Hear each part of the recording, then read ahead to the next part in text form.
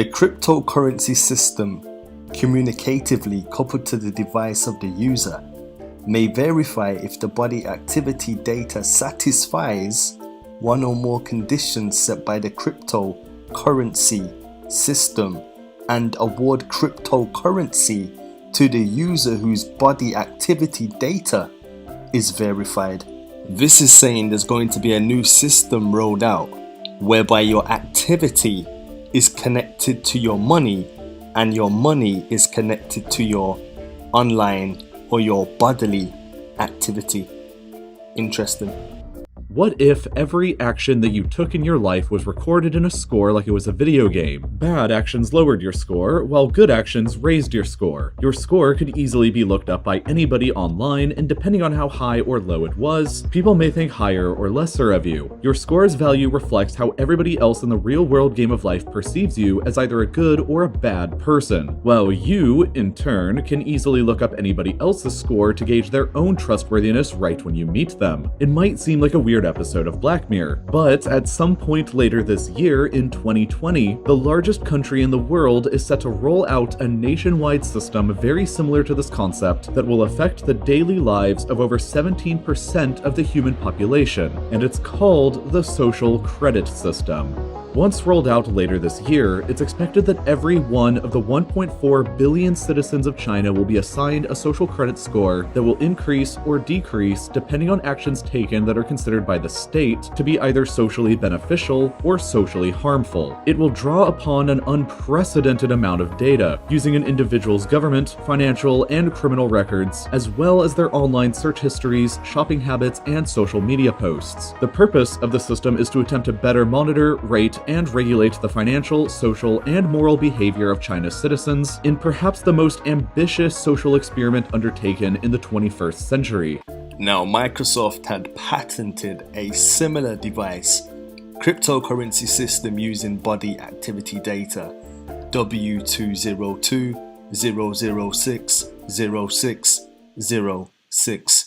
Citizens with higher scores can expect a multitude of social benefits, while citizens with lower scores can expect a multitude of social punishments. By using a system of rewards and punishments like this, the Chinese government hopes to influence what it considers better social behavior from among its citizens. But the idea for the social credit system didn't just come out of nowhere. China essentially began beta testing the system back in 2009, when it began authorizing regional cities across the country to launch their own pilot systems. Over 42 of these systems are currently in operation across China, but each one is different and unique from every other system, and most don't even use an individual scoring number. So something you might do that would negatively affect your standing under the Beijing system might have no effect under the different system in Shanghai, or vice versa.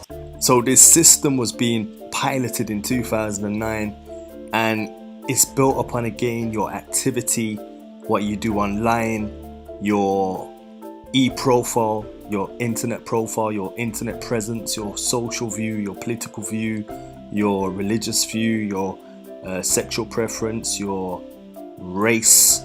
So it's going to be all codified and quantified online under a character, an avatar, and that online avatar of yourself, that online transcript of yourself will determine how you're perceived by the government in terms of being a good citizen, a bad citizen, or an impartial citizen. Yeah, and this is being rolled out in China. Interesting. This reminds me of Wesley Snipes in that famous film with Sylvester Stallone, The Demolition Man. Smoking is not good for you, and has been deemed that anything not good for you is bad, hence illegal. Alcohol, caffeine, contact sports, meat.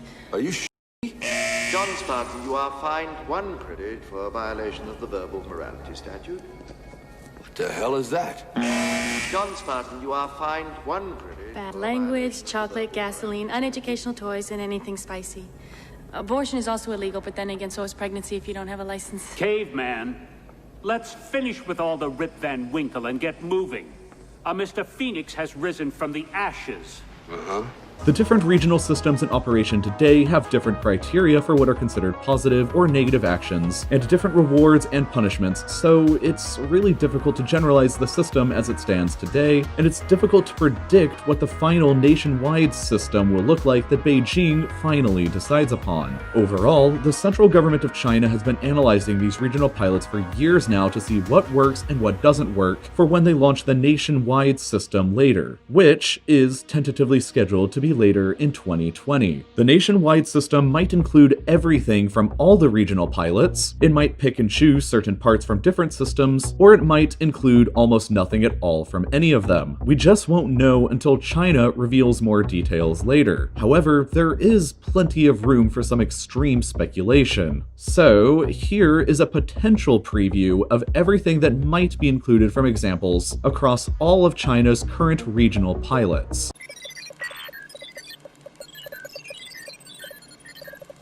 Gun. Noun. Portable firearm. This device was widely utilized in the urban wars of the late 20th century. Referred to as a pistol. Look, I don't need a history lesson. Come on, Hal! Where the goddamn guns? You are fined 1 credit for a violation of the verbal morality statute. Your repeated violation of the verbal morality statute has caused me to notify the San Angeles Police Department. Please remain where you are for your reprimand. Yeah, right. So, based on the various systems already in place, activities that could supposedly increase your social credit score once the nationwide system is in place would be things like donating blood, paying your bills on time, donating to charity, signing up for volunteer work or community service, taking care of elderly family members, or being a model employee at work, along with more, weird activities, like publicly praising the Chinese government on social media, or assisting the government authorities with cracking down on political dissenters or religious dissidents. But what I find a lot more interesting than the activities that can raise your score, though, are the various fun activities that can lower it. Under the current regional pilot in the city of Suzhou, getting caught cheating in online video games will negatively affect your social credit score. It's also been speculated that playing what the government considers to be an excessive amount of video games will also hurt your score. So here's a big F to all the gamers in China if that ends up finding its way into the final system. Other things that can negatively affect your score that might find their way into the final system include things like participating in anything on this list of groups that China considers a cult, an insincere apology in court for a crime committed, spreading false rumors or fake news on the internet, posting anti-government messages on social media, not visiting your aging parents frequently enough, participating in protests against the Chinese authorities, paying your bills late, blasting loud music on public transportation, which, to be fair, is actually kind of reasonable, but also things like ordering takeout without picking it up, or scheduling something like a doctor's appointment or a hotel reservation and not showing up, along with other things like not sorting your waste properly or committing traffic violations like jaywalking or running a red light. Currently, under the systems in Shanghai and Jinan, a citizen's score can be lowered for walking their dog in public without a leash or for not picking up their poop. If enough of these dog-related transgressions take place, the city can legally take your dog away from you and you can get slapped with up to a 5-year ban on owning any other dogs.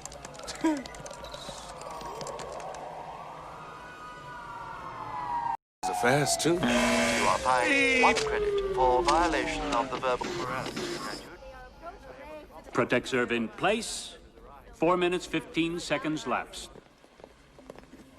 And this leads us into the bizarre world of potential rewards and punishments. A higher score can potentially lead to some pretty great benefits like priority admissions for universities, priority resume viewings by employers, cheaper public transportation, free gym access, shorter wait times in hospitals and government agencies, discounts at hotels, and potentially generous tax breaks, among other things.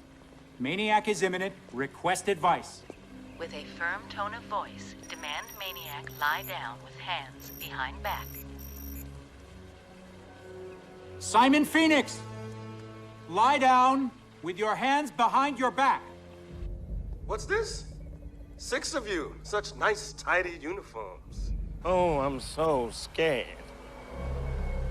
What, you guys don't have sarcasm anymore?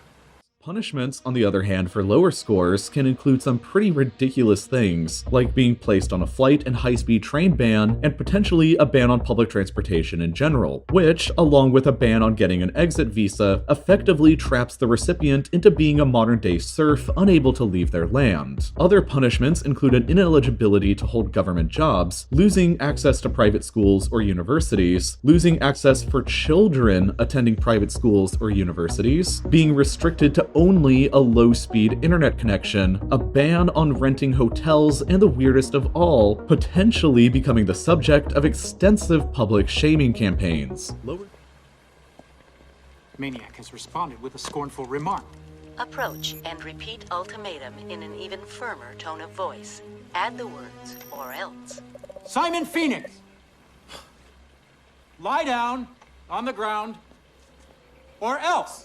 Lower score citizens may have their photos and ID numbers placed on big LED screens at busy public intersections or displayed on movie screens at theaters before the movie plays, like a weird kind of ad where you're supposed to laugh at real people. But Chinese social media companies are also helping the government out with this. In the city of Nanning, the social media app Douyin, basically the Chinese version of TikTok, partnered up with the local courts to broadcast pictures of people with low social credit scores in between videos. While China's biggest dating app, called Baihe, has already begun allowing users to publish their social credit scores inside of the app, which leads to the implication that higher scored people will do better in online dating versus people with lower scores. China is already preparing a massive investment into nationwide surveillance to help assist the system once it's finally rolled out. In 2019, it was estimated that there were already over 200 million CCTV cameras in operation by the Chinese government across the country for surveillance purposes. But by the end of 2020, that number is expected to skyrocket to well over 620 million cameras nationwide, almost enough for one camera for every 2 people in the country.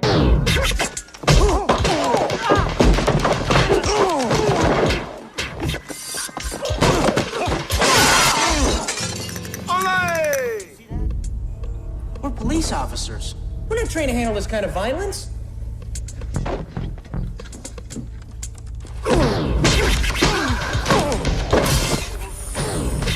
Many of which will be equipped with new facial recognition technology that will potentially be able to catch somebody doing something in public, like jaywalking and lowering their social credit score. And as of June 2019, China has already denied 26.8 million airline tickets and 6 million high-speed rail tickets to individuals in the country who have too low of a standing under the current regional systems. And it's not just individuals that China is potentially planning on assigning scores to, but entire corporations might get their own individual scores as well. Corporations in good standing under the system will receive things like tax breaks, while corporations in poor standing will get harsher, increased tax rates. And as the 2020 deadline approaches for the launch of the nationwide system, it continues to remain largely under development. We know that the system will be in place only in mainland China. The special administrative regions of Hong Kong and Macau will be exempt. But other than that, we'll have to wait and see what China announces. And so far, China has remained silent.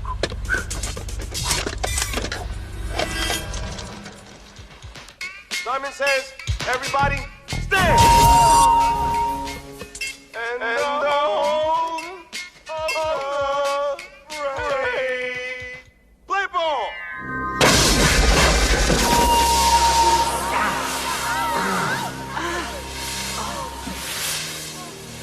We've lost every camera for 6 blocks.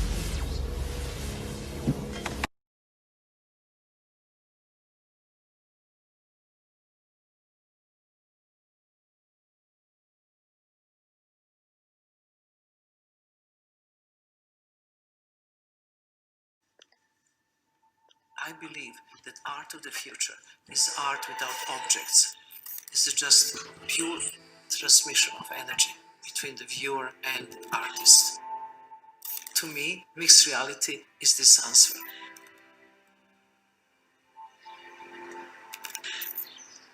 This was a unique opportunity to take the most legendary artists working now and capture them in such a way that they are translatable forever.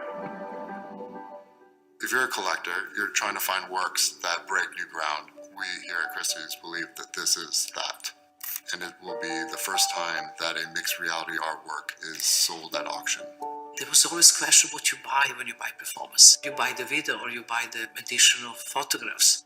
Here, you actually can have the artist's presence in your collection. The first thing that we had to figure out was you had to feel that you were in the room with Marina, not a document of Marina. HoloLens 2 was created by people who quite clearly have an interest in the audience forgetting that they are using technology. So the purest expression of artistic intent can happen. I really want viewer to be with me in the space and here and now. The life is dealing with what is going to stay after I'm not there anymore. And I can face myself. And that's a frightening experience. Really like you facing your own ghost. There is always this great idea of immortality. Once you die, the work will never die because the work of art can continue. In performance, the piece is only in the memory of the audience and nowhere else. Here, I am kept forever.